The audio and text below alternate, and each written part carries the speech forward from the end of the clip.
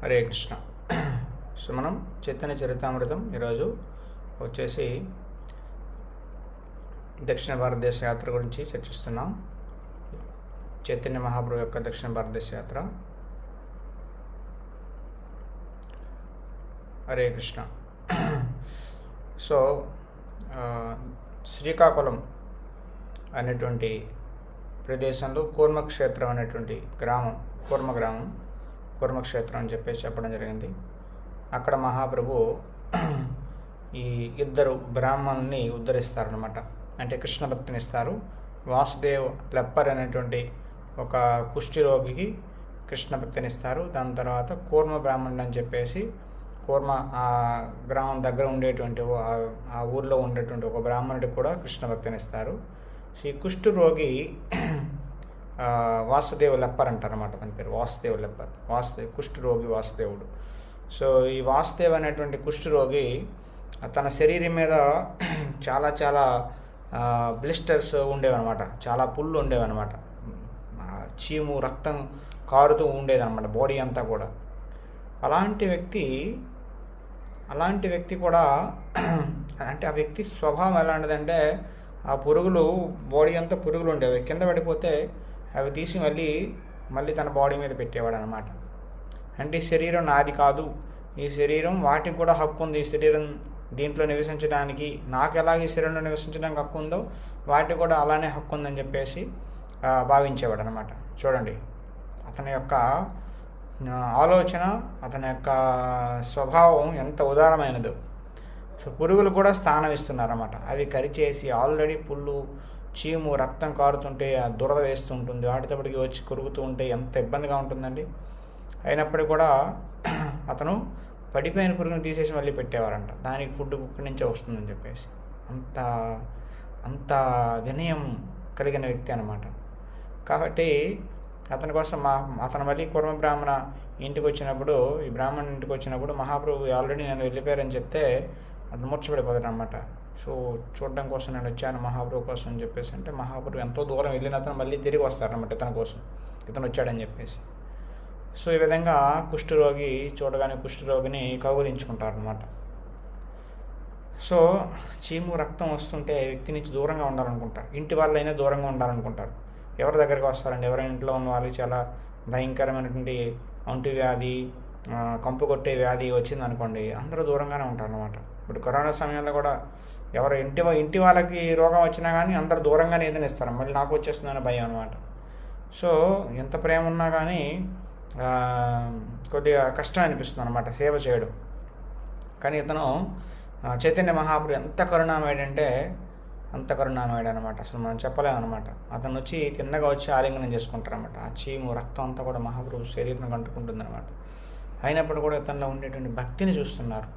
అతనిలో ఉండేటువంటి భక్తి, అతనిలో ఉండే మంచి గుణాలు చూసి నీ శరీరం ఎలా ఉన్నా నాకు అనవసరం అని చెప్పేసి మహాప్రభు ఎప్పుడైతే కౌగిలించుకుంటారో వెంటనే అతని శరీరంలో ఉండే రోగం అంతా పోతుందన్నమాట. రోగం అంతా పోయి చాలా చాలా అందంగా తయారవుతాడనమాట. చాలా తేజవంతంగా తయారవుతాడనమాట.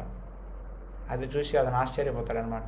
ఏంటి అసలు విచిత్రం, మహాప్రభు యొక్క అద్భుతం, మహాప్రభు చేసిన చమత్కారం ఇదని చెప్పేసి అనుకుంటాడు. కానీ అనుకుంటాడు అన్నమాట, ఇలా నేను దీనమైన స్థితిలో ఉంటేనే నేను చాలా వినయంగా ఉంటాను, ఈ వినయమే భక్తికి మంచిది, నా శరీరం ఇక్కడ అందంగా తయారైంది, ఈ అందమైన శరీరం ఉంటే నేను దీంతో అహంకారం వస్తుంది, నేను అందంగా ఉన్నా అని చెప్పేసి అనుకుంటా అని చెప్పేసి ఇది భక్తికి ప్రతికూలం అనుకుంటున్నాడు. చూడండి, అందంగా ఉన్న ఈ ఐశ్వర్యం ఉన్న వ్యక్తికి చాలా కష్టం వినయంగా ఉండడం అనేది. సో డబ్బు ఉన్నా, అందం ఉన్నా, ఏమున్నా చాలా కష్టం అనమాట. సో అందం ఉంటే నేను అందంగా ఉన్నా కాబట్టి చాలామందిని అట్రాక్ట్ చేయడం కోసం ప్రయత్నం చేయొచ్చు, లేదంటే ఈ శరీరంతో ఎంజాయ్ చేయడానికి ప్రయత్నం చేయొచ్చు. రోగం ఉంటే ఎవడో దగ్గర రాడు కాబట్టి ఇంకా అన్ని భోగాలు దూరం వెళ్ళిపోతాయి. శరీరం బాగుండి అందం ఉండి బలం ఉంటే కష్టపడి సంపాదించి ఇంద్రియ భోగం చేయొచ్చు అని చెప్పేసి అనుకుంటాడు ఎవడైనా. కానీ అందుకని చెప్పేసి భయపడుతున్నాడు అనమాట అతను. చూడండి, సో నిజమైన భక్తుడు అంటే భయపడాలి. ఏదైనా మన దగ్గర ఈ ఐశ్వర్యంనే భయపడాలన్నమాట. సో జన్మ ఐశ్వర్య సుత శ్రీ. సో ఇవే ఉన్నా చాలా డేంజర్ అనమాట. ఎందుకంటే భౌతికంగా చాలా రిచ్గా ఉంటే, భౌతికంగా చాలా అందంగా ఉంటే, మంచి కులము, పేరు, ప్రతిష్ట ఉన్నా, మంచి చదువు ఏమున్నా ఇవన్నీ కూడా చాలా ప్రమాదం అన్నమాట భక్తికి. వాటిని చాలా కేర్ఫుల్గా వినియోగించలేకపోతే చాలా ప్రమాదం. అందుకని చెప్పేసి ఇతను చాలా భయపడతాడనమాట. సో మహాప్రభువు నేను అంత నీచమైన పరిస్థితి నుంచి ఈ స్థితికి వచ్చాను, నాలో అహంకారం వచ్చేస్తుందో, నేను చాలా అందంగా ఉన్నానని చెప్పేసి ఎలా ఈ అహంకారం నుంచి బయటపడాలంటే డోంట్ వరీ, నిత్యము సంకీర్తన చేయి, నిత్యము కృష్ణనామం జపం చేయి. అప్పుడు అలా జపం చేస్తే నీకు అహంకారం రాదు. ప్లస్ అంతేకాకుండా కృష్ణ భక్తిని ప్రచారం చేయి, అప్పుడు కృష్ణుడు నిన్ను త్వరలోనే తన భక్తుడిగా అంగీకరిస్తారని చెప్పేసి చెప్తారనమాట.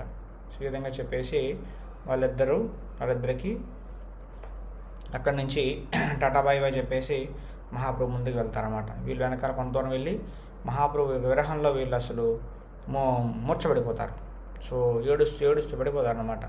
సో ఇలాంటి కరుణ కలిగినటువంటి వ్యక్తి మన నుంచి వెళ్ళిపోతాడని చెప్పేసి, అంటే భగవంతుడికి మాత్రమే అంత కరుణ ఉంటుందండి. ఎవ్వరికి అంత కరుణ అనేది, మానవ మాతృలకి ఎవ్వరికి కూడా అంత కరుణ అనేది ఉండదన్నమాట.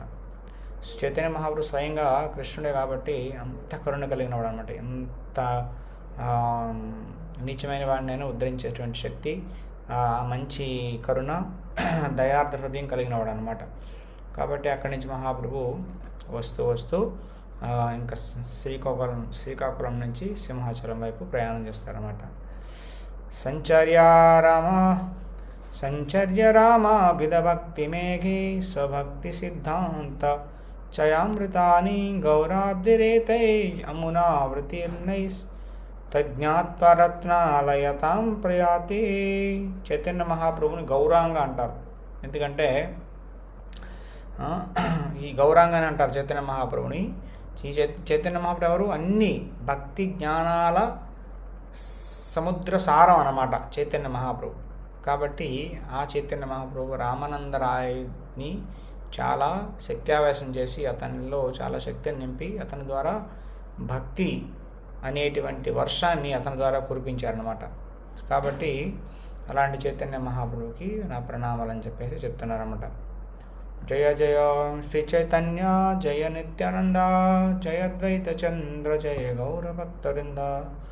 చైతన్య మహాప్రభుకి, నిత్యానంద ప్రభు, అద్వైతాచార్యకి, చైతన్య భక్తులందరూ కూడా జయం జయము అని చెప్తున్నారన్నమాట. కాబట్టి ఈ విధంగా చైతన్య మహాప్రభు. సో అక్కడి నుంచి సింహాచలంలో జియాడ నరసింహ అని చెప్పేసి అంటారు. జిఆర్ నరసింహ లేదా జియాడ్ నరసింహ అంటారు. సింహాచలం టెంపుల్ విశాఖపట్నంకి దగ్గరలోనే ఉంటుందన్నమాట సింహాచలం. ఇక్కడ నరసింహస్వామి ఆలయం ఉందన్నమాట. కాబట్టి ఆలయం దర్శించడానికి చైతన్య మహాప్రభు వస్తారన్నమాట.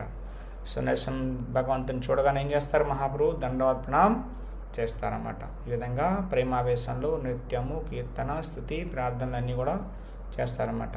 సో ఏం చేస్తారంటే శ్రీ నరసింహ జయ నరసింహ జయ జయ నరసింహ ప్రహ్లాదేశ జయ పద్మ ముఖ పద్మ భృంగ శ్రీ నరసింహ ఓ నరసింహ. శ్రీ నరసింహ అంటే లక్ష్మీదేవితో కలిసి ఉన్న నరసింహ. జయ నరసింహ, నరసింహ నీకు జయము, జయ జయ నరసింహ, మళ్ళీ మళ్ళీ నీకు జయము. ప్రహ్లాదేశ, ప్రహ్లాద ప్రభు అయినటువంటి నరసింహ జయ నీకు జయము. ప్రహ్లాదేశ జ పద్మ ముఖ పద్మ. పద్మ అంటే లక్ష్మీదేవి అనమాట. ముఖ పద్మ అంటే లక్ష్మీదేవి. ముఖ పద్మ అంటే లక్ష్మీదేవి ముఖం ఎలా ఉంటుంది?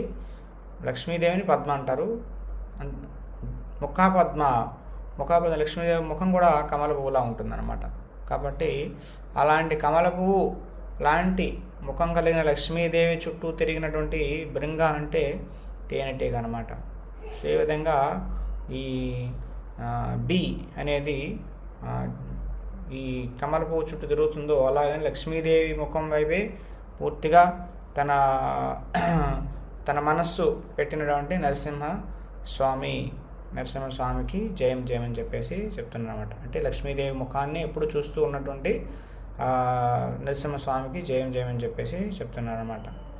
సో కాబట్టి తండ్రి మహాప్రభు ప్రార్థన చేస్తారన్నమాట. ఏంటంటే సో ప్రభు మీరు ఉగ్రరూపం కలిగినటువంటి చాలా సింహరూపంలో ఉన్నప్పటికీ మీ యొక్క ముఖం సింహంలా ఉన్నప్పటికీ మీరు ప్రహ్లాదుడు లాంటి భక్తులకి చాలా కరుణతో చాలా దయతో ప్రేమ కలిగి ఉంటారు. కానీ హిరణ్యకశిపుడు లాంటి రాక్షసులకి మీరు నిజంగానే సింహం లాంటి వాళ్ళు అని చెప్పేసి అంటారు అన్నమాట. ఏ విధంగా అయితే సింహం అనేది సింహం పిల్ల పట్ల చాలా ప్రేమ కలిగి ఉంటుంది. చాలా ప్రేమ, చాలా కరుణ కలిగి ఉంటుంది. కానీ సింహం అంటే మిగతా జంతువులు మాత్రం చాలా చాలా గుండె దడదడ కొట్టుకుంటుంది అనమాట. అలానే మీరు కూడా మీ భక్తుల పట్ల చాలా ప్రేమగా ఉంటారు, రాక్షసుల పట్ల చాలా భయంకరంగా ఉంటారని చెప్పేసి నరసింహదేవ్ గురించి ఈ విధంగా స్తుతి చేస్తారనమాట. దాని తర్వాత అక్కడ నుండి పూజారి ప్రసాదము మాల తీసుకొని చైతన్య మహాప్రభుకి ఆఫర్ చేస్తారనమాట. ఈ విధంగా చైతన్య మహాప్రభు ఆ రోజు అక్కడ ఉంటారు. ఒక బ్రాహ్మణుడు వచ్చి తన ఇంటికి రమ్మని చెప్పేసి భోజనం రమ్మని తీసుకుని వస్తారన్నమాట. చైతన్య మహాప్రభు ఈ విధంగా అతను బ్రాహ్మణుడు ఇచ్చినటువంటి ఇన్విటేషన్ యాక్సెప్ట్ చేసి ఒక రాత్రి అక్కడ ఉండి మరుసటి రోజు అక్కడి నుంచి ప్రయాణం చేస్తారన్నమాట. కానీ ప్రయాణంలో మహాప్రభుకి ఎటువైపు వెళ్ళాలో తెలియదు అనమాట, ఏ డైరెక్షన్లో వెళ్ళాలో తెలియదు, ఈ రూట్స్ గురించి ఏమీ జ్ఞానం అనేది లేదనమాట. కానీ రాత్రి పగలు మహాప్రభు ప్రయాణం చేస్తూ వస్తారనమాట. ఈ విధంగా అంతకుముందులానే మహాప్రభు త్రోవలో వెళ్తూ ఎంతమంది భక్తులు కనిపిస్తే ఎంతమంది జనాలు కనిపిస్తే అంతమందిని భక్తులుగా వైష్ణవులుగా మార్చేసి చివరికి గోదావరి నది ఒడ్డుకి వస్తారనమాట. గోదావరిని చూడగానే మహాప్రభు ఏమనిపిస్తుంది? గోదావరి దేకి హైలా యమున స్మరణ తిరేవన దేకి స్మృత హైల బృందావన. మహాప్రభు 3 లెవెల్స్లో కాన్షియస్నెస్ని ఎగ్జిబిట్ చేసేవారు అనమాట. అంటే మొదటి స్థాయిలో 3 స్థాయిలో మహాప్రభు యొక్క చైతన్యం ఆలోచన ఉండేదన్నమాట. మొదటి స్థాయి ఎక్స్టర్నల్ బాహ్యమైన స్థాయి, మూడోది వచ్చేసి అంతరంగ స్థాయి, రెండోది వచ్చేసి సగం బహిరంగము సగం అంతరంగం అనమాట. Semi internalised consciousness. అంటే మహాప్రభు కొన్నిసార్లు ప్రపంచాన్ని యాజిటీగా చూసేవాళ్ళు అనమాట. అంటే చెట్టు ఇవేవి అని చెప్పేసి. కొన్నిసార్లు పూర్తిగా అంతరంగ స్థాయిలో ఉండేవన్నమాట. అంతరంగ స్థాయిలో కృష్ణుడి నిద్రలో స్వప్నంలో కాదు, యాక్చువల్గా కృష్ణుడు పూర్తిగా అంతర్ముఖుడైనప్పుడు మహాప్రభు కృష్ణలీలలు, గోపికలు, బృందావనం అంతా అదే కనిపించేది అనమాట. ఇంక బయట ప్రపంచంలో ఉన్నట్లే తెలియదు అనమాట. మహాప్రభు చుట్టుపక్కల ఎవరున్నారో కూడా తెలియదు అనమాట. రెండోది వచ్చేసి రెండింటికి మధ్య ఏదైతే ఉందో అదేంటంటే మహాప్రభు బయట ప్రపంచాన్ని చూసేవాళ్ళు, కానీ ఆ బయట ప్రపంచం బృందావనాన్ని గుర్తు చేసేది అనమాట మహాప్రభుకి. బృందావనము కృష్ణకు సంబంధించిన విషయాలే గుర్తుకొచ్చేవి. కాబట్టి దేన్ని చూసినా అది యాక్చువల్గా దాన్ని చూసేవారు కాదు, అది బృందావనం లేదా కృష్ణుడికి సంబంధించినటువంటి వస్తువులు, వ్యక్తులని ట్రిగ్గర్ చేసేది. అంటే ఆ వస్తువులు, వ్యక్తులు గుర్తుకొచ్చేటట్టు చేసేది అనమాట. కాబట్టి ఈ విధంగా గోదావరి చూడగానే యమున గుర్తుకొచ్చింది అనమాట. నది కనిపించింది, నదిగా భావిస్తున్నారు, కానీ ఇది గోదావరి కాదు, యమున అనమాట. అదేవిధంగా గోదావరి నది ఒడ్డున ఉన్నటువంటి చెట్లన్నీ కూడా ఫారెస్ట్లా కనిపిస్తే అదంతా కూడా సాధారణమైన ఫారెస్ట్లో కనిపించాలి. మహాప్రభు బృందావనంలా కనిపించింది అనమాట. అంటే బయట ప్రపంచం నది ఉందని చూస్తున్నారు, ఫారెస్ట్ ఉందని చూస్తున్నారు, కానీ అది గోదావరి నదిగా లేదంటే ఆ నార్మల్ చెట్లులా కనిపించట్లా, బృందావనంలో యమునలా కనిపిస్తుంది అనమాట. ఈ విధంగా మహాప్రభు ఈ విధంగా చూస్తారనమాట. సేవనా కతక్షణ కరి నిత్యగణ గోదావరి పరహయత కైల స్నాన. ఈ విధంగా మహాప్రభు అక్కడ నృత్యం చేస్తారు అడవుల్లో, ఆ ఫారెస్ట్లో కొంతసేపు కీర్తన నృత్యం చేసిన తర్వాత గోదావరి నది దాటాక అటువైపున పడమట వైపు మహాప్రభు స్నానం చేస్తారనమాట. అక్కడ స్నానం చేసిన తర్వాత కొద్ది దూరం ముందుకు వెళ్ళి అక్కడ కూర్చొని కృష్ణనామాన్ని జపం చేస్తారనమాట. జపం చేస్తే ఆ సమయంలో చాలా సంగీత వాయిద్యాలతో కూడి రామానందరాయ్ అని చెప్పేసి ఒక వ్యక్తి పల్లకి మీద వస్తాడు. చాలామంది సంగీత వాయిద్యాలు, డ్రమ్ములు, మ్యూజిక్ అంతా ప్లే చేసుకొని వాళ్ళు తీసుకుని వస్తున్నారన్నమాట ఈ వ్యక్తిని స్నానం చేయించడానికి. ఈ విధంగా అక్కడ ఉన్నటువంటి చాలామంది బ్రాహ్మణులు కూడా అతనికి వేద మంత్రాలు స్తుతిస్తూ అతనికి ఇలా పఠనం చేస్తూ వాళ్ళందరూ కూడా ఇతన్ని తీసుకుని వస్తున్నారన్నమాట. ఇప్పుడు చైతన్య మహాప్రభు అర్థం చేసుకుంటారనమాట, ఈ వ్యక్తి రామానందరాయ్ అయి ఉంటారని చెప్పేసి. మహాప్రభు ఇతన్ని చూడాలని చెప్పేసి చాలా ఆతురతతో ఉంటారు, మనసు పరిగెడుతుందన్నమాట, వెళ్ళాలి, కలవాలి అని చెప్పేసి మనసు పరిగెడుతున్నప్పటికీ కంట్రోల్ చేసుకుంటారు మహాప్రభు. కంట్రోల్ చేసుకొని వెయిట్ చేద్దామని చెప్పేసి కొద్దిసేపు అక్కడ మహాప్రభు వేచి ఉంటారన్నమాట. అప్పుడు రామానందరాయే మహాప్రభు దగ్గరికి వస్తారన్నమాట. మహాప్రభుని చూసేసరికి రామానందరాయకి 100 సూర్యుళ్ళు ఒకేసారి చూస్తే ఎంత కాంతి ఉంటుందో అంత కాంతివంతంగా కనిపిస్తున్నారన్నమాట. ఈ విధంగా మహాప్రభు చక్కని కాషాయ వస్త్రంలో చాలా విశాలమైనటువంటి వక్షస్థలము శరీరము కలిగి చాలా బలంగా ఉన్నటువంటి శరీర అవయవాలు కలిగినటువంటి మహాప్రభు యొక్క కళ్ళు చాలా లోటస్ పెటల్స్లా, అంటే తామర పువ్వు యొక్క రెమ్మల్లా చాలా పెద్దగా అందంగా ఉన్నాయంట. ఈ విధంగా రామానందరాయ్ ఈ సన్యాసిని చూస్తారన్నమాట. చూసి ఆశ్చర్యపోతారన్నమాట. వెంటనే రామానందరాయ్ ఏం చేస్తారు, ప్రణామం చేసి ఒక దండవత్ ప్రణామం చేస్తారంటే దండవత్ ఒక రాడ్ లాగా కిందకి పడిపోయి ప్రణామం చేస్తారన్నమాట. మహాప్రభు కూడా చెప్తారన్నమాట, ఉటి ప్రభు కహే ఉటా కహ కృష్ణ కృష్ణ తారా లింగత ప్రభురా హృదయా సతృష్ణ. అప్పుడు మహాప్రభుకి అర్థమవుతుంది, ఇతనే రామానందరాయ్, హే రామానందరాయ్ లేచి కృష్ణనామం చెప్పించండి అని చెప్పేసి అంటారన్నమాట. మహాప్రభు రామానందరాయని కౌగులించుకోవాలని చెప్పేసి అనుకుంటారన్నమాట. తథాపి పుచిలా తుమి రాయ రామానంద తెహ కహేసే హయ దాస శూద్రమంద. రామానందరాయ్ అని మహాప్రభు అంటారన్నమాట, లేవండి అని చెప్పేసి. రామానందరాయ్ మనసులో తెలుస్తుంది, కానీ మహాప్రభు అడుగుతారన్నమాట, మీరేనా రామానందరాయ్ అని చెప్పేసి. రామానందరాయ్ చెప్తారన్నమాట, అవును నేనేనండి రామానందరాయ్, మీ యొక్క దాసుని, నేను ఒక శూద్రుని అని చెప్పేసి అంటారన్నమాట. చూడండి రామానందరాయ్ యొక్క వినయం ఎలా ఉందో. ఓకే, సో మీరేనా రామానందరాయ్ అంటే అదే పొజిషన్లో మనం ఉంటే ఏం చెప్తాం, అవును నేనే రామానందరాయ్, ఏరియాకి అంతా గవర్నర్ నేనే. ఓకేనా, ఇదంతా చూసారా, అందరూ నా కోసం వచ్చారు, నన్నే మోసుకొని వచ్చారు, నా కోసం ఈ సంగీతం ఇవన్నీ చేస్తున్నారు, నా కోసం వేదమంత్రాలు పఠిస్తున్నారు, ఇంతమంది సేవకులు ఉన్నారు, నేను అంతా నా ప్రకారం జరుగుతుంది అని చెప్పేసి ప్రతి ఒక్కరు ఏం చేస్తారు, సాధారణమైన వ్యక్తులు అయితే వాళ్ళ గురించి గొప్పగా చెప్పుకోవాలనుకుంటారు అన్నమాట. చూడండి, నా విజిటింగ్ కార్డు తీసుకోండి, ఇదిగోండి గవర్నర్ ఆఫ్ ఏరియా కంటే నేనే గవర్నర్ అని చెప్పేసి చెప్పుకుంటారన్నమాట. కానీ రామానందరాయ్ అలా కాదనమాట. ఏం చెప్పారు, నేను శూద్రుడిని, మీ యొక్క దాసుడిని అని చెప్తారనమాట. ఇది వైష్ణవుడు అంటే. వైష్ణవుడు అంటే తన గురించి తను ఎప్పుడూ గొప్పగా చెప్పుకోవడమే కాదు, భావించదు. తన లోపల భావించి బయటికి ఏదో చెప్తే అది ఎంతో కాలం ఉండదన్నమాట. అది ఆటోమేటిక్గా ఎప్పుడోసారి వచ్చేస్తుంది అనమాట. మన గురించి మనం గొప్పగా భావిస్తూ బయట మాత్రం నేను చాలా చిన్నవాడినండి, నేను చాలా పతితుడినండి, అసలు భక్తుడిని కాదండి, నేను శూద్రుడినండి అని బయట చెప్పడం, లోపల మాత్రం చాలా అహంకారంగా ఉంటే అది బయటికి వచ్చేస్తుంది. కాబట్టి లోపలే ఉండాలి మనకు ఆ భావం అన్నమాట. నిజంగానే నేను గొప్పవాడిని కాదు అనేటువంటి భావన మనలో ఉండాలన్నమాట. అప్పుడే యాక్చువల్గా మనం భక్తి నేర్చుకున్నట్టు అనమాట. ఈ విధంగా రామానందరాయ్ని చైతన్య మహాప్రభు చాలా గట్టిగా కౌగిలించుకుంటారన్నమాట. ఈ విధంగా ప్రభువు దాసుడు ఇద్దరు కూడా ఈ యొక్క కలయికలో పూర్తిగా వాళ్ళ చైతన్యం కోల్పోయి తన్మయత్వంలో చైతన్యం కోల్పోతారనమాట. ఈ విధంగా వాళ్ళలో ఉండేటువంటి ప్రేమ, ఒకరిపై ఒకరికి ఉన్నటువంటి ప్రేమ జాగ్రత్త అవుతుంది. ఎందుకంటే వెంటనే పడిపోతారన్నమాట. సో ఎందుకంటే రామానంద ఎవరు, విశాఖ సఖి యొక్క అవతారం అన్నమాట. కాబట్టి చైతన్య మహాప్రభు రాధా కృష్ణులు కలిసి అన్నమాట, ఇద్దరు కలిసి అవతరించిన స్వరూపం చైతన్య మహాప్రభు. విశాఖ సఖి రాధారానికి చాలా చాలా క్లోజ్ ఫ్రెండ్ అన్నమాట.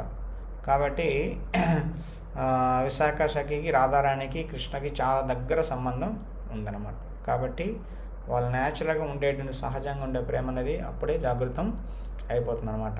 సో ఏం జరిగింది, వాళ్ళు అష్టసాత్విక వికారాలు వచ్చాయన్నమాట. స్తంభ స్వేదాశ్రుకంప పులక వైవర్ణ్య దుహార ముఖే తెచ్చుని గద్గద కృష్ణవర్ణ.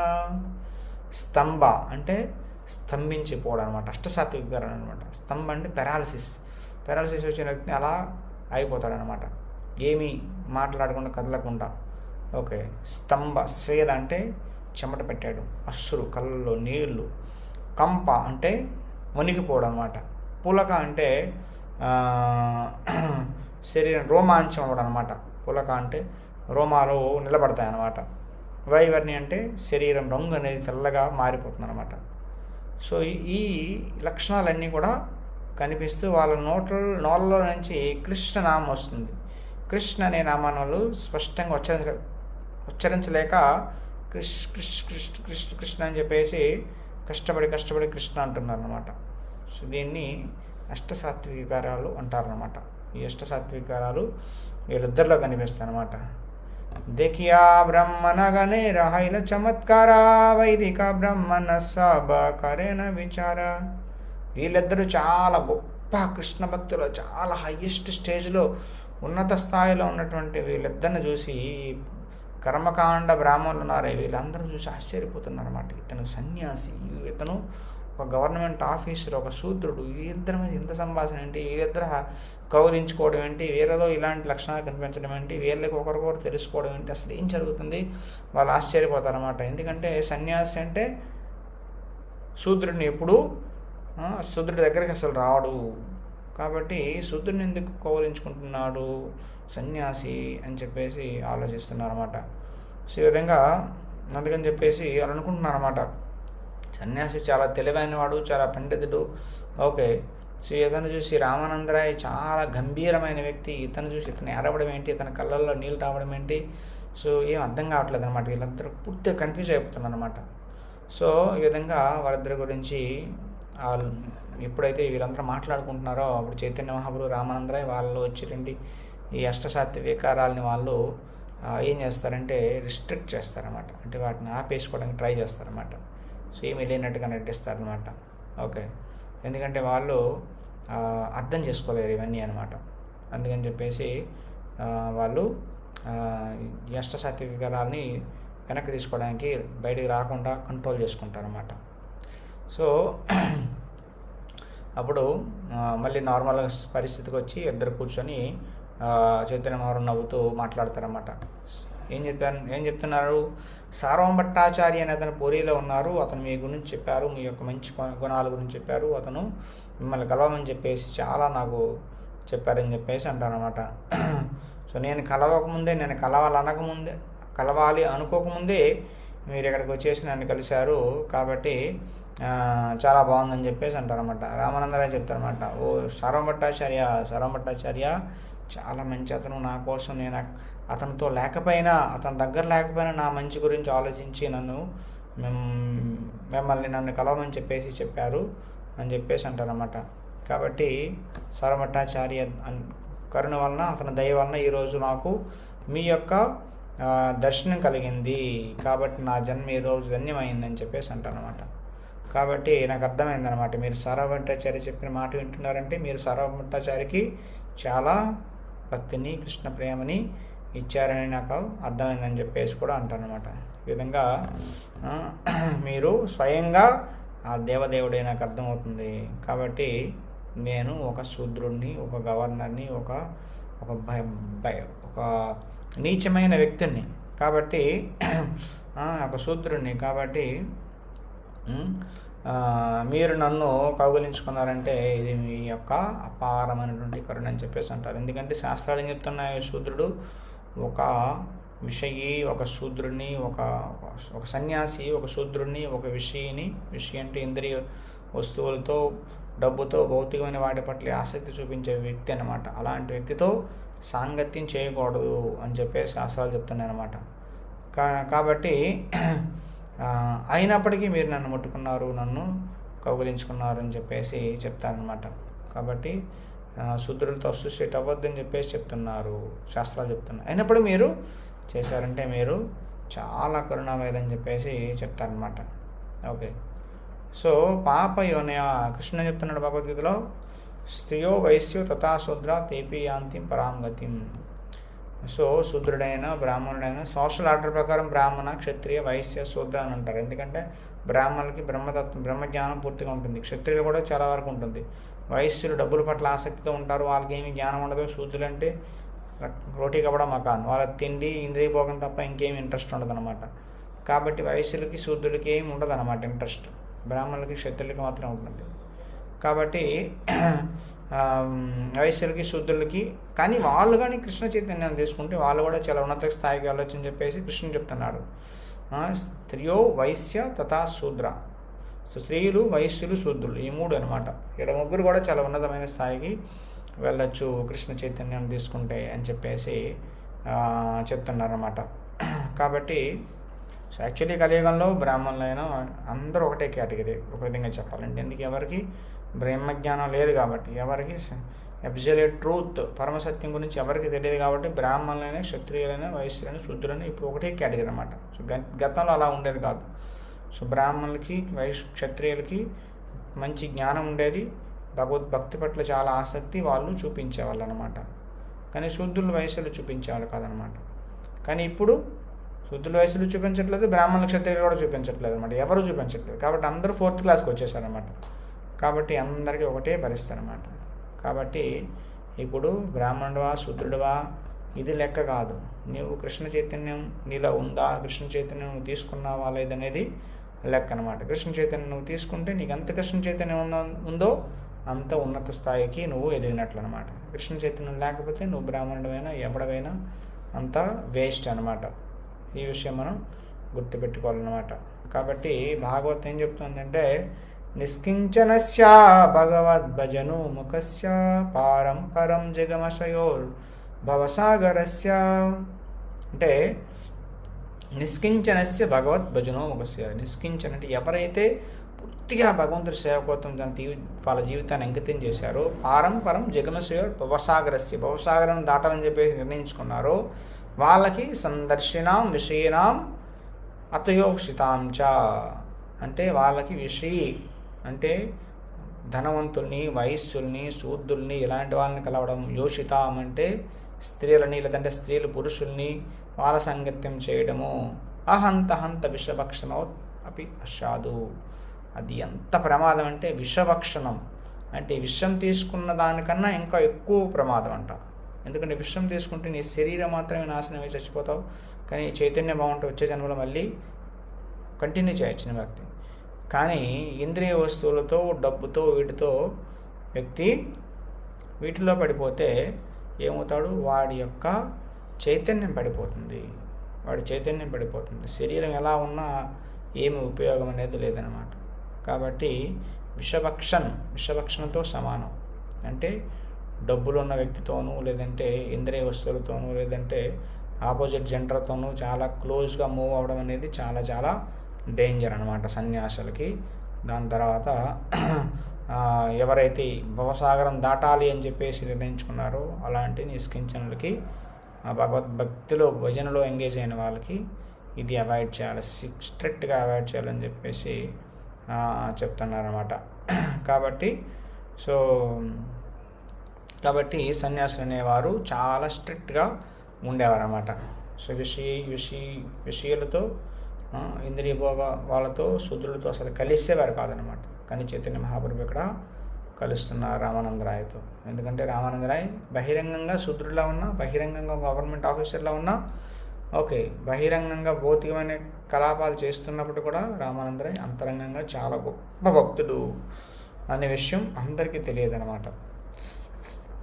కాబట్టి రామానందరాయ్ ఇక్కడ చెప్తున్నారు అనమాట, మీరు స్వయంగా దేవదేవుడు, అందులో డౌటే లేదని చెప్పేసి అంటారు అనమాట. కాబట్టి మీరు స్పర్శిస్తున్నారంటే డెఫినెట్గా నేను అర్థం చేసుకుంటా మీరు స్వయంగా భగవంతుడు అని చెప్పేసి అంటారన్నమాట. కాబట్టి మీరు ఇక్కడ వచ్చింది నన్ను ఉద్ధరించడం కోసం, నాకు తెలుసు, ఓకే అని చెప్పేసి అంటారనమాట. చైతన్య మహాప్రభు ఆఫ్కోర్స్ అవతరించిందే బద్ధజీవుని ఉద్ధరించడం కోసం. కలియుగంలో బద్ధజీవుని ఉద్ధరించాలంటే మహాప్రభు యొక్క మరిసి చాలా చాలా అవసరం అనమాట. కాబట్టి ఎందుకంటే ప్రతి ఒక్కడు నాస్తికుడే కలియుగంలో అనమాట. వేదనిష్ట మధ్య అర్ధేక వేదముఖ్యమాని వేద నిషిద్ధ పాపకరే ధర్మ నాహిగానే. చాలామంది వేదాల్ని చాలా ఏదో నార్మల్ ఫార్మాలిటీ కోసం యాక్సెప్ట్ చేస్తారు, కానీ వాళ్ళు ఎవడు వేద నియమాలను ఎవడు పాటించడం అనమాట. కాబట్టి కలియుగంలో ఒకడు హిందూ అంటాడు, ముస్లిం అంటాడు, క్రిస్టియన్ అంటాడు, కానీ ఎవడు రిలీజియస్ స్క్రిప్చర్స్ని, శాస్త్రాలు ఫాలో అవ్వరు. కాబట్టి అందరూ రోగగ్రస్త స్థితిలో ఉన్నారు. కాబట్టి చైతన్య మహాప్రభు మనకి వచ్చి హరే కృష్ణ మంత్రాన్ని ఇచ్చి ఉద్ధరిస్తున్నారు అనమాట. ఓకే, సో ఈ విధంగా ఈ చైతన్య మహాప్రభు గురించి రామానందరాయ్ చెప్తున్నారన్నమాట. ఓకే, సో దాని తర్వాత మహద్విచరణం నృణాం గృహిణాం దీనచేత్సాం నిశ్రేయసాయి భగవాన్ నాణ్యత కల్పతే క్వచిత్. సో కొన్నిసార్లు మహద్ అంటే గొప్ప వాళ్ళు అనమాట, సెయింట్లీ పీపుల్లో సాధుజనులు. విచలనం నృణాం కొంత గృహిణాం దీనచేత్సాం, గృహస్థులైనటువంటి అల్ప బుద్ధి narrow mind, okay, narrow mind కలిగినటువంటి గృహస్థుల దగ్గరికి వెళ్తారంట. ఎందుకు? బెగ్గింగ్ పర్పస్ కోసం కాదు, వాళ్ళ దగ్గర భిక్షమెత్తుకోవడం కోసం అయితే కాదు, వాళ్ళని ఉద్ధరించడం కోసం. భిక్షం ఎత్తుకోవాలనే ముసుగులో వాళ్ళు గృహస్థుల దగ్గరికి వెళ్ళి వాళ్ళని కృష్ణ చైతన్యాన్ని వాళ్ళకి ఇచ్చి వాళ్ళని ఉద్ధరించాలని చెప్పేసి వెళ్తారనమాట. కాబట్టి వాళ్ళకి భిక్షం ఎత్తుకోవాల్సిన అవసరం అనేది యాక్చువల్గా లేదు. ఎందుకంటే భగవంతుడే అందరిని మెయింటైన్ చేస్తున్నాడు, తన భక్తుల్ని కూడా భగవంతుడు మెయింటైన్ చేస్తారనమాట. కాబట్టి ఇది దాని తర్వాత చాలామంది అక్కడికి వస్తారనమాట. బ్రాహ్మణుల దగ్గరికి చాలామంది నాతో వచ్చారు, కాబట్టి మన దగ్గర మనం మాట్లాడుకోవడం కరెక్ట్ కాదు, ఓకే, సో అని చెప్పేసి అంటారనమాట.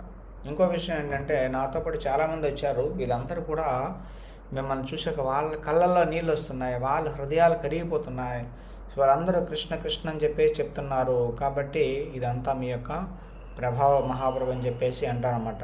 కాబట్టి మీ యొక్క శరీర లక్షణాలన్నీ చూస్తుంటే ఇది సాధారణమైన మానవులు ఎవరు ఇలాంటి శరీర లక్షణాలు కలిగి ఉండరు అని చెప్పేసి అంటున్నారు అన్నమాట. ఓకే, కాబట్టి మహాప్రభు కానీ మహాప్రభు ఏం చెప్తున్నారు రామానందరాయతో, ఓకే, మీరు చాలా గొప్ప భక్తులు, కాబట్టి మిమ్మల్ని చూసి వీళ్ళందరి హృదయాలు కరిగిపోతున్నాయి తప్ప నన్ను చూసి కాదని చెప్పేసి అంటారనమాట. ఓకే, కాబట్టి నేను సన్యాసిని అయినప్పటికీ నేను మాయావాది సన్యాసిని, అసలు నా భక్తున్నే కాదు. ఓకే, నిన్ను స్పర్శించా కాబట్టి నాలో ఏదో కొద్దిగా కృష్ణ భక్తి కృష్ణ ప్రేమ అనేది కనిపిస్తుంది. ఓకే, నాలోని మాయావాదికే నిన్ను టచ్ చేస్తే కృష్ణ భక్తి వచ్చేస్తుందంటే మిగతా వాళ్ళని చెప్పాల్సిన అవసరం లేదు, వాళ్ళకు కూడా వచ్చింది మీ వాళ్ళని చెప్పేసి అంటారనమాట. సారమఠాచార్య తెలుసు మిమ్మల్ని స్పర్శిస్తే నాకు కృష్ణ భక్తి వస్తుందని చెప్పేసి నన్ను మార్చడం కోసం మిమ్మల్ని కలవమని చెప్పాడని చెప్పేసి మహాప్రభు చెప్తున్నారు అనమాట. ఈ విధంగా రామానందరాయ మహాప్రభుని గుణగానం స్తుతి చేశారు. మహాప్రభు రామానందరాయని స్తుతించారనమాట. సో ఆ సమయంలో ఒక వైష్ణవ బ్రాహ్మణుడు వస్తారనమాట. వచ్చి చైతన్య మహాప్రభుకి ప్రణామం చేసి మా ఇంటికి వచ్చి ప్రసాదం స్వీకరించానని చెప్పేసి అంటారనమాట. ఓకే, సో చైతన్య మహాప్రభు అతని యొక్క ఇన్విటేషన్ యాక్సెప్ట్ చేస్తారనమాట. ఓకే, సో ఒక బ్రాహ్మణుడు అయినా అంటే బ్రాహ్మణుడు యొక్క వేద నియమాలన్నీ పాటించే వాడింటికైనా వైష్ణవుడు వెళ్ళి ఫుడ్ తీసుకోకూడదు. అతను నిజంగా వైష్ణవుడు కాకపోతే అసలు తీసుకోకూడదు అనమాట. కానీ ఈ రోజుల్లో బ్రాహ్మణ సిద్ధాంతాలు ఫాలో అవ్వట్లేదు అనమాట. ఎక్కడ పెడితే అక్కడ తింటుంటారు, ఏది పెడితే తింటుంటారు. సో అలాంటి వాళ్ళు వండినటువంటి ఫుడ్ తింటే ఏమవుతుంది, సన్యాసులకి ప్రాబ్లం వస్తుంది అనమాట. సో సన్యాసుల యొక్క మనస్సు అనేది కిందకి దిగజారిపోతుంది అనమాట. కాబట్టి చాలా కేర్ఫుల్గా ఉండాలి. ఎవరి దగ్గర నుంచి ఫుడ్ పెడితే వాళ్ళ దగ్గర నుంచి ఫుడ్ అనేది తినకూడదు అనమాట. కృష్ణ భక్తి ఉన్నవాళ్ళు, కృష్ణ చైతన్యంలో ఉన్నవాళ్ళు, సో 16 మాలలు సరిగా జపం చేసిన వాళ్ళు, దాని తర్వాత 4 నియమాలు పాటించిన వాళ్ళు, దాని తర్వాత ఎవరి యొక్క మనస్సు స్థిరంగా ఉంటుందో, అహంకార రహితంగా ఉంటుందో, దేశరహితంగా ఉంటుందో అలాంటి వాళ్ళు ఉండితేనే తీసుకోవాలన్నమాట. అంటే కృష్ణ చైతన్యం వాళ్ళు చాలా హై లెవెల్లో ఉండాలన్నమాట. అలాంటి కృష్ణ చైతన్యం లేని వాళ్ళలో ఉండింది తీసుకుంటే అది వాళ్ళ చైతన్యం ప్రభావితం అవుతుందన్నమాట. కాబట్టి సన్యాసులు అనేవారు ఎవరి దగ్గర పెడితే వాళ్ళ దగ్గర తీసుకోరు, తినరన్నమాట. కానీ వాళ్ళ వైష్ణవులు అయితే మాత్రం తీసుకుంటారన్నమాట. ఓకే, వైష్ణవులు అంటే మాత్రం వైష్ణవు కాదనమాట. తిలకం పెట్టేసి ఏదో జపం వాళ్ళు తిప్పుతూ ఉంటే అది వైష్ణవులు అయిపోరనమాట. నిజంగా అన్ని స్టాండర్డ్స్ ఫాలో అవ్వాలన్నమాట. వైష్ణవుడు అంటే అన్ని నియమాలు ఫాలో అవ్వాలి. 16 మాలలు జపించాలి. పరిశుద్ధంగా జీవితాన్ని మనస వాచ కర్మన పరిశుద్ధమైన జీవితాన్ని జీవించాలన్నమాట. సో కాబట్టి ఈ విధంగా చైతన్య మహాప్రభు చెప్తున్నమాట, నేను మీ నుంచి కృష్ణ గురించి వినాలనుకుంటున్నాను, నా మనస్సు చాలా ఆతురత పడుతుంది, మీరు కృష్ణ గురించి చెప్తారని చెప్పేసి మహాప్రభు చెప్తున్నారు అనమాట. రామానందరావు చెప్తారు, నేనేం చెప్తా, నేను చాలా పతితుడిని, అధముణ్ణి. ఓకే, మిమ్మల్ని చూస్తే నా మనస్సు పరిశుద్ధమయ్యి నాకు చాలా మంచి కలుగుతుంది, నాకు మంచి జరుగుతుంది. కాబట్టి ఇక్కడ మహాప్రభు 5 రోజులు 10 రోజులు 7 రోజులు ఉండి నా మనస్సుని పూర్తిగా పరిశుద్ధం చేసి పొల్యూట్ అయినటువంటి ఈ కంటామినేటెడ్ మనస్సుని పూర్తిగా పరిశుద్ధం చేయండి. ఓకే, అట్లీస్ట్ అప్పుడు నా మనస్సు పూర్తిగా పరిశుద్ధమైన తర్వాత మీరు కావాలంటే వెళ్ళొచ్చు అని చెప్పేసి రిక్వెస్ట్ చేస్తారన్నమాట. ఓకే, సో అఫ్కోర్స్ ఇద్దరికి ఒకరంటే ఒకరిపై చాలా అభిమానం, ప్రేమ ఉంది. ఒకరి నుంచి ఒకరు దూరంగా వెళ్ళాలని చెప్పేసి అనుకోవట్లేదు అనమాట. అయినప్పటికీ మహాప్రభుకి ప్రణామం చేసేసి రామానందరాయ్ అక్కడి నుంచి వెళ్తారనమాట. సో మహాప్రభు లంచ్ తినడానికి బ్రాహ్మణ ఇంటికి వెళ్తారనమాట. సో వెళ్ళిన తర్వాత మళ్ళీ సాయంత్రం పూట రామానందరాయ్ చైతన్య మహాప్రభు కలుసుకోవడానికి గోదావరి నది తీరాన్ని వస్తారు. గోదావరి నది చైతన్య మహాప్రభు వచ్చి కూర్చుంటారనమాట. రామానందరాయ్ ఒక సేవకుడితో అక్కడికి వస్తారనమాట. ఈ విధంగా మహాప్రభు స్నానం చేస్తారు. యాక్చువల్లీ సన్యాసి అంటే 3 times స్నానం చేయాలి. గృహస్థులు అయితే మినిమం 2 times స్నానం చేయాలి. ఉదయం సాయంత్రం కంపల్సరీ. బ్రహ్మచారులు గృహస్థులు 2 times స్నానం చేయాలి. సన్యాసులు 3 times ఉదయం మధ్యాహ్నం సాయంత్రం స్నానం చేయాలి. స్నానం చేయడం వల్ల ఏమవుతుంది, మనసు అనేది బాడీతో పాటుగా మనసు కూడా పరిశుద్ధం అవుతుంది అనమాట. అందుకని చెప్పేసి 3 times స్నానం చేయాలన్నమాట. స్నానం చేసి 3 పూట్లు కూడా మన శరీరానికి 12 తిలకాలు పెట్టుకోవాలన్నమాట. ఓకే. ఈ విధంగా వైష్ణవులు స్నానం చేస్తారనమాట. ఈ విధంగా రామానందరాయ్ మళ్ళీ వచ్చి చైతన్య మహాప్రభు ప్రణామం చేస్తారన్నమాట. సో సన్యాసిని చూసిన ప్రతిసారి మనం ప్రణామం చేయాలన్నమాట. సో వైష్ణవుని చూసిన ప్రతిసారి మనం ప్రణామం చేయాలి. సీనియర్ వైష్ణవుని చూస్తే ప్రణామం చేయాలన్నమాట. ఈ విధంగా చైతన్య మహాప్రభు రామానందరాయని కౌలించుకొని ఇద్దరు కూర్చొని కృష్ణ తత్వం గురించి చర్చించుకోవడానికి ప్రయత్నం చేస్తారన్నమాట.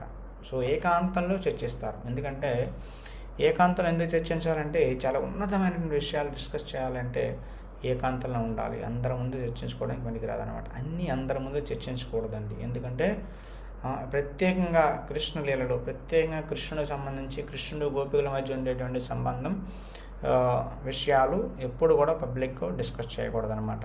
పబ్లిక్లో డిస్కస్ చేస్తే ఏమవుతుంది, అందరూ అపార్థం చేసుకుంటారు. అపార్థం చేసుకొని భగవంతుని నుంచి దూరం అయిపోతారనమాట. కృష్ణుడి పట్ల నెగిటివ్ ఒపీనియన్ అభిప్రాయం వస్తుంది. ఈ విధంగా వాళ్ళు ఇంకా దూరం అయిపోతారు. వాళ్ళకి మంచిది కాదనమాట. కాబట్టి ఈ విషయాలు ఎప్పుడు పబ్లిక్గా డిస్కస్ చేయకూడదు అనమాట. ఎంత రహస్యమైన విషయాలు అయితే అంత ప్రైవేట్గా డిస్కస్ చేయాలి. ఓకే, భక్తుల మధ్య మాత్రం డిస్కస్ చేయాలన్నమాట. కాబట్టి వైష్ణవ గారు ఎప్పుడు కృష్ణుడికి గోపికలకి మధ్య ఉండేటువంటి సంబంధము లీలల గురించి ఎప్పుడు పబ్లిక్ ఫారంలో డిస్కస్ చేయరు, చర్చించరు. ఇది సో అలా చర్చించారంటే వాళ్ళు అసలు యాక్చువల్గా వైష్ణవులు కాదనమాట. భక్తి సిద్ధాంత సరస్వతి ఠాకూర్ ఎప్పుడు వద్దని చెప్పారన్నమాట. ఏమైనా విషయాలు డిస్కస్ చేయొద్దని చెప్పేసి చెప్పారనమాట. కాబట్టి ఎందుకంటే చైతన్య మహాప్రభు కూడా ఏం చేశారు, రామానందరాయతో కృష్ణుడు గోపికల మధ్య ఉన్నటువంటి సంబంధం గురించి చర్చిస్తారు. ఓకే, కొత్త వాళ్ళు మాయావాది సన్యాసులు అందరూ ఉన్నారు, ప్రకాశానంద సరస్వతి లేదంటే సర్వం భట్టాచార్య, వాళ్ళతో భగవద్గీత వేదాంత సూత్రం గురించి చర్చించారు. ఓకే, ఇంకా హయ్యర్ లెవెల్లో రూప గోస్వామి సనాతన గోస్వామితో భక్తితత్వం గురించి చర్చించారు. రామానందరాయతో ఓన్లీ రామానందరాయతో మాత్రమే కృష్ణ గోపికల గురించి చర్చిస్తారనమాట. ఇంకా మాస్ జనాలకైతే ఏ డిస్కషన్ లేదనమాట. భగవద్గీత కూడా వాళ్ళకి అర్థం కాదు, ఓన్లీ హరినామం, మాస్క్ హరినామం. ఓకే, నాస్తికులు లేదంటే మిగతా మార్గాల్లో ఉన్న వాళ్ళకి భగవద్గీత, కొద్దిగా భక్తిలో ఉన్న వాళ్ళకి భక్తితత్వము, భక్తిలో చాలా ఉన్నతమైన లెవెల్లో ఉన్న వాళ్ళకి రాధాతత్వము, గోపీతత్వం గురించి, గోపీ కృష్ణ మధ్య ఉండేటువంటి లీలల గురించి చర్చించమని మహాప్రభు చెప్పారు. తన ఎగ్జాంపుల్ ద్వారా, తన లైఫ్ ద్వారా నేర్పించారనమాట. ఈ విధంగా చైతన్య మహాప్రభు చెప్తారనమాట. సో రామానందరాయ్ చెప్పండి, శాస్త్రాల నుంచి ఒక మంచి శ్లోకం చెప్పండి, జీవితం యొక్క పరమార్థం ఏంటి, జీవితం యొక్క అంతిమ లక్ష్యం ఏంటి చెప్పండి అని చెప్పేసి చెప్తే రామానందరాయ్ చెప్తారన్నమాట.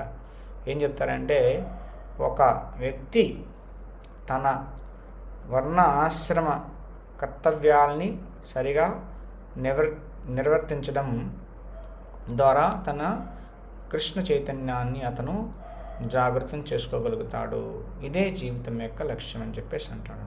అంటే నీ డ్యూటీస్ నువ్వు చేసుకో చక్కగా. నువ్వు బ్రాహ్మణుడో, క్షత్రియుడు, వైశ్యుడు, శూద్రుడు, లేదు బ్రహ్మచారి, గృహస్థ, వానప్రస్థ, సన్యాసి, ఈ ఆశ్రమాన్ని బట్టి నీ యొక్క సోషల్ పొజిషన్ ఏదైతే ఉందో వర్ణాన్ని బట్టి నీ కర్తవ్యం నువ్వు చేసుకొని స్లోగా కృష్ణ భక్తిని దాని ద్వారా అంటే ఆ కర్తవ్యం భగవంతుడి కోసం చేస్తున్నానని భావించి నువ్వు నీ కృష్ణ చైతన్యాన్ని పెంపొందించుకొని చెప్పేసి చెప్తారన్నమాట.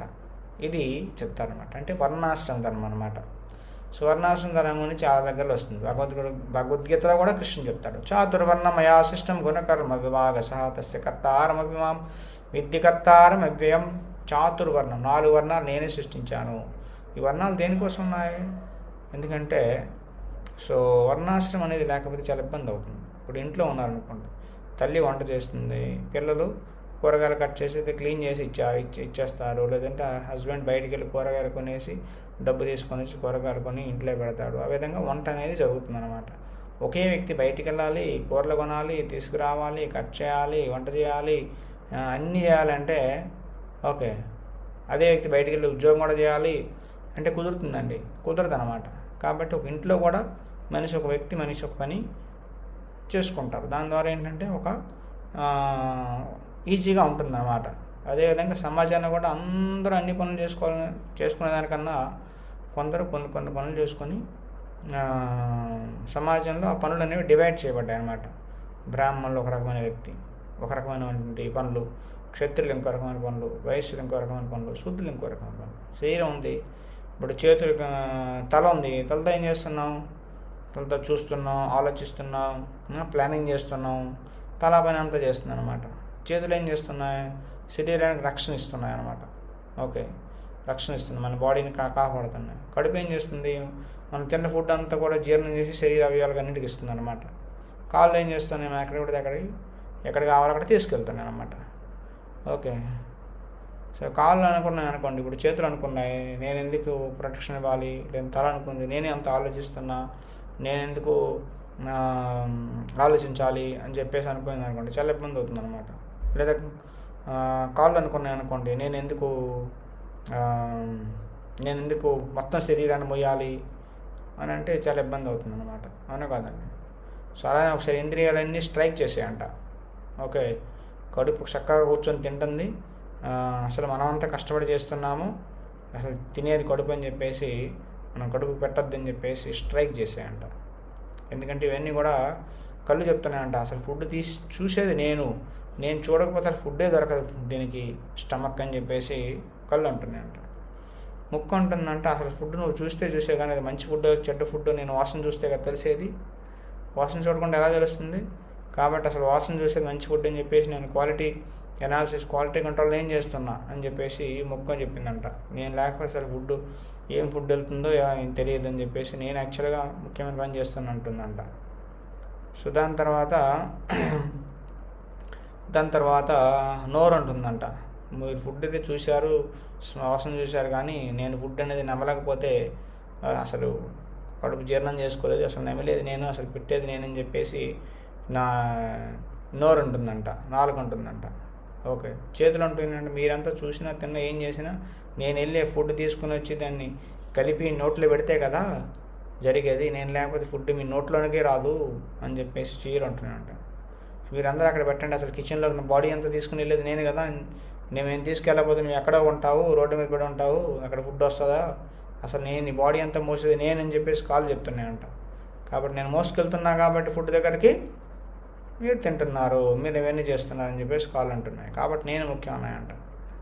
సో కాబట్టి ఇవన్నీ కూడా అసలు మేమన్నీ చేస్తుంటే స్టమక్ ఖాళీగా కూర్చొని చక్కగా ఎంజాయ్ చేస్తుందని చెప్పేసి ఇంకేం చేయమని చెప్పేసి స్ట్రైక్ చేసేయంట. సో ఒకరోజు అసలు ఏం పెట్టలేదంట ఫుడ్, 2 రోజులు కూడా పెట్టలేదు, 3 రోజులు పెట్టలేదు, 4 రోజులు పెట్టలేదంట. సో శరీరం అంతా కూడా వీక్ అయిపోతుందన్నమాట, కాళ్ళు చేతులు మొత్తం అంత బాడీ అంతా వీక్ అయిపోతుందంట. ఇప్పుడు వాళ్ళకి అర్థమైందనమాట, బాబుని కడుపు పెట్టకపోతే మనకే నష్టం అని చెప్పేసి 4 రోజుల తర్వాత తెలుసుకుంటారు అనమాట. అప్పుడు మళ్ళీ బుద్ధి తెచ్చుకొని మళ్ళీ అన్నీ కలిసి కడుపు పెడతాయి అన్నమాట. ఓకే, కాబట్టి సమాజం కూడా అంతే అనమాట. సమాజం అనేది భగవంతుడు అందరూ కలిసి ఎవరి పనులు వాళ్ళు చేస్తే ఏమవుతుంది? సమాజం స్మూత్గా వెళ్తుంది, భగవంతుడి కేంద్రంగా ఉంటాడు కాబట్టి అన్నీ చక్కగా నడుస్తాయి అన్నమాట.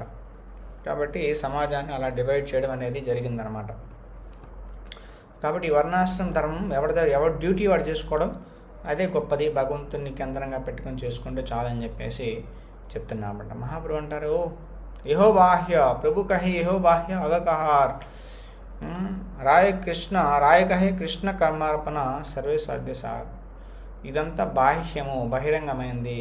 ఓకే, జస్ట్ కర్మ చేస్తే ఏమొస్తుంది? కర్మ చేస్తే ఓకే కొంత లాభం ఉండింది, కానీ ఇదంతా బహిరంగం. ఓకే, దీనికన్నా ఉన్నతమైన విషయం చెప్పేసి అంటారు అనమాట. ఇప్పుడు రామానందరే చెప్తున్నారు అనమాట. ఏంటి? యత్కరోసి యదస్నాసి యజ్జుహోసి తదాసి యత్ తపస్యసి కౌంతేయ తత్కురుస్వ మదర్పణం. ఏం చెప్తున్నారు? ఏం చేసినా, నువ్వు దానం ఇచ్చినా, యజ్ఞం చేసినా, తపస్సు చేసినా, ఏం చేసినా అది నా కోసం చెయ్యి, నాకు అర్పణంగా, నాకు సమర్పణ చేసి చెయ్యి అని చెప్పేసి కృష్ణ చెప్తాను భగవద్గీతలో. కాబట్టి ఇది జీవిత లక్ష్యం అనుకుంటున్నా అని చెప్పేసి అంటాను అన్నమాట. మహాప్రభు అంటారు ఇది కూడా బాహ్యమే, కాబట్టి ఇంకా ఇంకా చెప్పంటారన్నమాట. సో ఏం చేసి నువ్వేదైనా చేయి, కానీ కృష్ణ కోసం చేయని కృష్ణ చెప్తున్నాడు. కానీ ఇది కూడా బాహ్యమే. బ్రాహ్మణుడు ఏం చెప్తున్నాడు?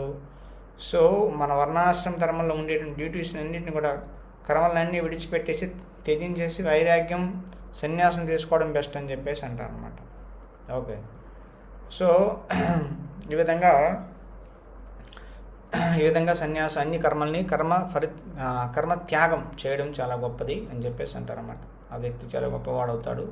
కృష్ణుడు కూడా అదే చెప్తున్నాడు, సర్వధర్మాన్ని పరిత్యజ్య మామేకం శరణమధ్య, అన్ని ధర్మాలను విడిచిపెట్టేసి నాకు శరణాగతం అవ్వండి, నేను అన్ని పాపాల నుంచి ముక్తిని చేసి నీ మోక్షం ఇస్తానని చెప్పేసి అంటున్నాడు కదా. సో ఇదే ముఖ్యం అని చెప్పేసి అంటారన్నమాట. ఓకే, సో కాబట్టి చైతన్య మహాప్రభు ఏమంటారు? ఓకే ఓకే ఇంకా ముందుకు వెళ్ళని చెప్పేసి అంటారనమాట. ఇంకా ముందుకు వెళ్ళి చెప్పేసి అంటారన్నమాట. రామానందరాయ్ జ్ఞానమిశ్రపతి చెప్తారనమాట. అదేంటి? బ్రహ్మభూత ప్రసన్నాత్మ నశోచితి నకాంక్షతి సమస్సర్వేషు భూతేషు మద్భక్తిం లభతే పరం.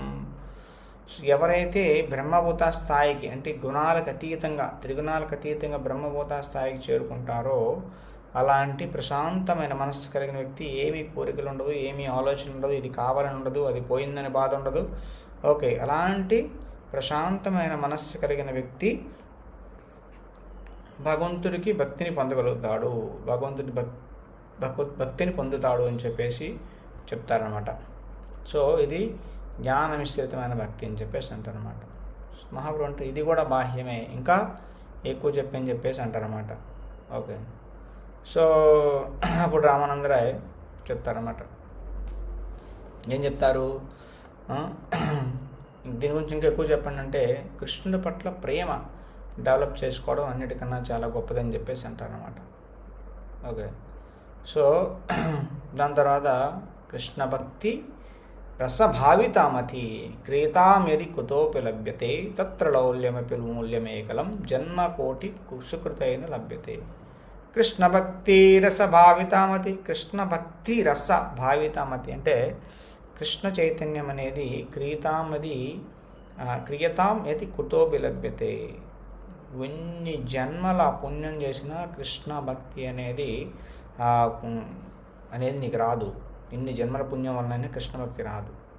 కానీ అలాంటి కృష్ణ భక్తి ఒకవేళ ఎక్కడైనా దొరుకుతుందంటే దాన్ని ఏం చేయాలి? ఎంత డబ్బు ఇచ్చైనా, ఎంత మూల్యమైనా చెల్లించి, డబ్బు అని కాదు అక్కడ, ఎంత మూల్యమైనా చెల్లించి దాన్ని కొనడానికి సిద్ధపడాలి. ఆ మూల్యం ఏంటో తెలుసా? తత్ర లౌల్యం, గ్రీడ్, కావాలి అనేటువంటి తీవ్రమైనటువంటి కోరిక, లోభం అనేది ఉంటేనే కృష్ణ భక్తి వస్తుంది అన్నమాట. అలాంటి ఆ లౌల్యం, అత్యాశ, భక్తి కోసం అత్యాశ, లౌల్యం అనేది ద్వారా మాత్రం అది వస్తుంది అన్నమాట. కాబట్టి ఒకవేళ అలాంటి భక్తి ఎక్కడైనా దొరికితే, ఎవడైనా అమ్ముతున్నాడంటే వెంటనే కొనేసుకోండి, డిలే చేయకండి అని చెప్పేసి ప్రభుత్వం చెప్తారనమాట. ఓకే, కాబట్టి ఓకే ఇది బాగుంది, కృష్ణ భక్తి చాలా గొప్పది, దాన్ని ఇంకా ముందు చెప్పి ఇంకా చెప్పని చెప్పేసి అంటారనమాట. ఓకే, సో రామనాథన్ చెప్తారన్నమాట రాగభక్తి.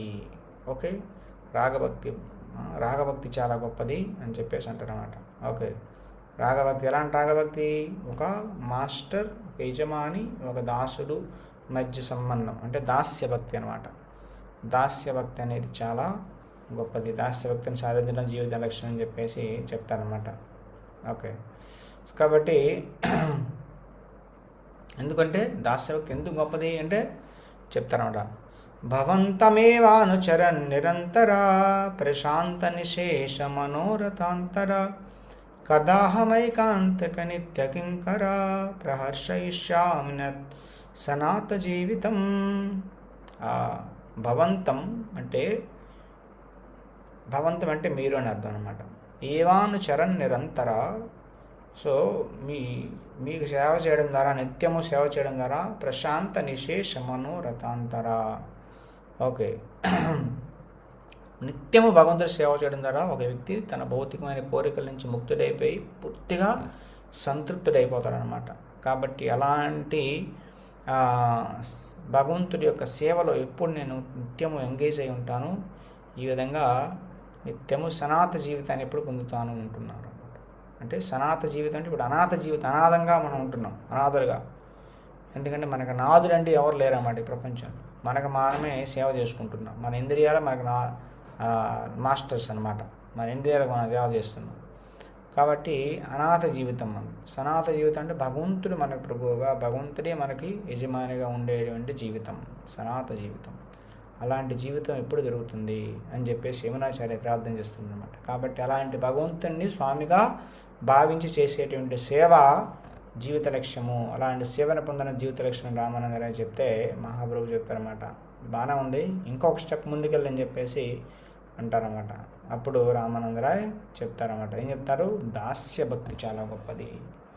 దాస్య భక్తి కన్నా సాఖ్య భక్తి చాలా గొప్పది అంటారు. అంటే కృష్ణుడు యొక్క గోపబాలులందరూ కృష్ణుడు చేసేటువంటి భక్తి అనమాట. కృష్ణుని మిత్రుడిగా భావించేసేటువంటి భక్తి అనమాట. అది గొప్పది అంటారనమాట. సో దానికి సుఖదేవ గోస్వామి పరీక్షలు మరో చెప్తారన్నమాట. బ్రహ్మ విమోహం లీల సమయంలో ఏం చెప్తారు? ఈ గోపబాలుల యొక్క అదృష్టం గురించి, వాళ్ళ పుణ్యం గురించి చెప్తారనమాట. అంటే వాళ్ళు ఎంత అదృష్టవంతులు అని చెప్పేసి. ఇత్తం సతాం బ్రహ్మ సుఖానుభూత్యా దాస్యం గతానాం పరదైవతేన మాయాశ్రితానాం నరదారకేన సార్ధం విశుహ్రు కృతపుణ్యపుంజః. ఇత్తం సతాం బ్రహ్మ సుఖానుభూయ. సో ఇదంట. సో కొంతమంది సతాం అంటే కొంతమంది భక్తులు కాదు, యాక్చువల్గా నిరాకారం యోగులు అన్నమాట. వీళ్ళందరూ కూడా బ్రహ్మజ్యోతిగా భావిస్తారు ఈ భగవంతుని. దాని తర్వాత దేవతలందరూ కూడా వాళ్ళ స్వామిగా భావిస్తారు. ఓకే. కాబట్టి సాధారణమైన వ్యక్తులు మాయాస్వరూపుడుగా భావిస్తారు భగవంతుని. కానీ అలాంటి భగవంతుడు వీళ్ళకి ఫ్రెండ్గా దొరికాడంటే వాళ్ళు ఎన్ని జన్మల్లో ఎంత పుణ్యం చేశారు అని చెప్పేసి అంటారనమాట సుఖదేవ గోస్వామి. కాబట్టి మహాప్రభు చెప్తారు, ఓకే ఇది బాగుంది, భగవంతుడికి దాస్యభక్తి చేయడం చాలా బాగుంది అంటారు. కానీ ఇంకా ముందు చెప్పండి, ఇంకా ఎక్కువ చెప్పంటారు అనమాట, ఇంకా పైకి చెప్పంటారు అనమాట. రామానంద చెప్తారనమాట. సో పేరెంటల్ ఎఫెక్షన్ అంటారు, వాత్సల్య భక్తి చాలా గొప్పది అంటారనమాట. ఓకే. నంద యశోద చేసినటువంటి భక్తి అనమాట. ఏంటది? నందాకిం అకరోత్ బ్రహ్మన్ శ్రేయ ఏవన్ మహోదయన్ యశోదా వా మహాభాగ పాపౌ యుష్య స్తనం హరి. సో నందమహారాజ్ ఎంత పుణ్యం చేశాడు, కృష్ణుడిని తన కొడుకుగా కుమారుడుగా పొందాడు. యశోదామాత ఎంత పుణ్యం చేసిందంటే కృష్ణుడినే పిలిచి స్తన్యపానం చేయించిందనమాట. ఎంత అదృష్టవంతులు నందామ యశోద అని చెప్పేసి భాగవతం చెప్తుందనమాట. కాబట్టి యశోదకి ఇచ్చినటువంటి అదృష్టం అంత గొప్ప సేవ అవకాశం అనేది ఎవ్వరికీ ఇవ్వలేదని. బ్రహ్మదేవుడికి, శివుడికి, లక్ష్మీదేవికి కూడా ఇవ్వనటువంటి అదృష్టం మా కృష్ణ యశోదకి ఇచ్చాడనమాట. ఓకే. కాబట్టి ఇది భక్తి చాలా గొప్పదంట అనమాట. మహాప్రభు ఏం చెప్తానంటే నువ్వు చెప్పింది ఇంకా ముందుకు వెళ్తుంది, ఇంకా బాగుంది, చాలా ఒకదానికన్నా ఇంకా చాలా ఉన్నతమైన చెప్తున్నావు. ఓకే, ఇదంతా చాలా బాగుంది, ఇంకా ముందుకు చెప్పని చెప్పేసి అంటే రామానందరాయ్ చెప్తారనమాట. అది మాధుర్య భక్తి అన్నిటికన్నా చాలా ఉన్నతమైనది. గోపికలు కృష్ణుని పూజించేటువంటి విధానం అన్నిటికన్నా అత్యుత్తమైనది అని చెప్పేసి చెప్తారనమాట. ఓకే. సో ఎందుకంటే కృష్ణుడు గోపికలతో నృత్యం చేసినప్పుడు కృష్ణుడు గోపికలందరినీ కూడా కృష్ణుడు చేతులతో వాళ్ళని కౌగలించుకుంటాడు. కాబట్టి ఇంత అదృష్టం లక్ష్మీదేవికి కూడా లేదు అని చెప్పేసి స్వర్గంలో ఉండేటువంటి అప్సరసాది దేవతలకు కూడా, మిగతా దేవతలకు కూడా ఇలాంటి అదృష్టం లేదు. కాబట్టి గోపికలు చాలా చాలా అదృష్టవంతులు అని చెప్పేసి చెప్తారన్నమాట. కాబట్టి ఈ విధంగా గోపికల యొక్క భక్తి చాలా గొప్పదని చెప్పేసి మహాప్రభుకి చెప్తారన్నమాట. సో దీని తర్వాత ఇది బాగుంది కానీ ఇంకా ముందు చెప్పంటారనమాట. ఓకే, ఇంకా చెప్పండి అంటే రామానందరాయ్ అంటారనమాట, అయ్యో బాబోయ్ ఇంకా ఎంతకన్నా ఏముంది నాయన అని చెప్పేసి చెప్తారనమాట. ఇంకెంతకన్నా ఏమీ అసలు లేదని చెప్పేసి అంటారనమాట.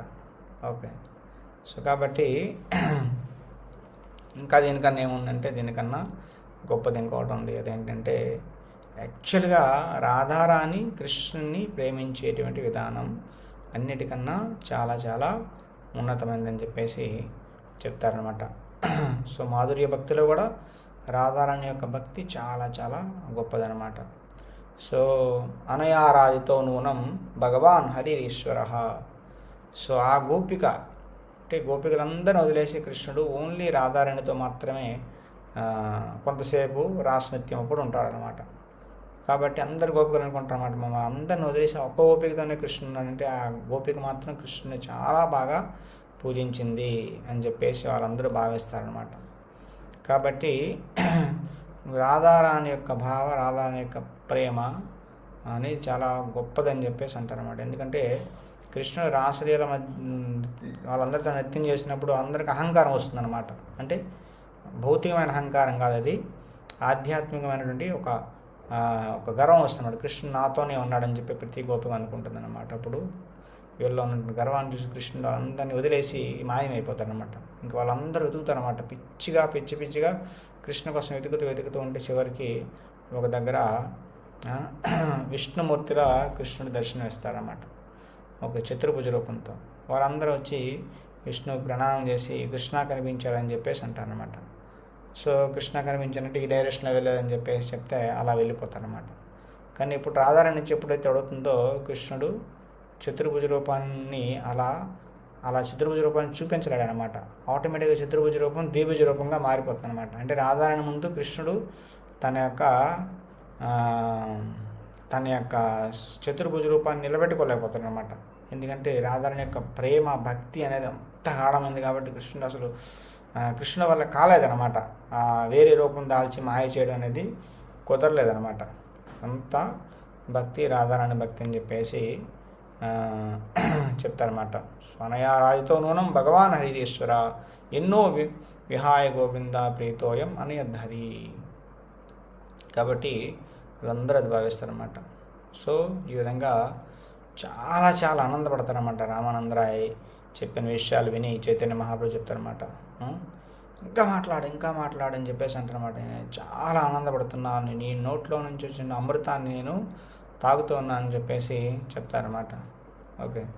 సో ఈ విధంగా రామానందరాయ నుంచి చైతన్య మహాప్రభు ఈ విషయాలన్నీ కూడా వింటారు. భక్తి రస కృష్ణ భక్తిలో ఉండేటువంటి అత్యున్నతమైన స్థాయిల గురించి డిస్కస్ చేస్తారన్నమాట. ఓకే. కాబట్టి ఈ విధంగా రాధారాణి యొక్క భక్తి గురించి, రాధాతత్వం గురించి డిస్కస్ చేస్తారన్నమాట. ఓకే. హరే కృష్ణ కృష్ణ కృష్ణ హరే హరే, హరే రామ రామ రామ హరే హరే. సో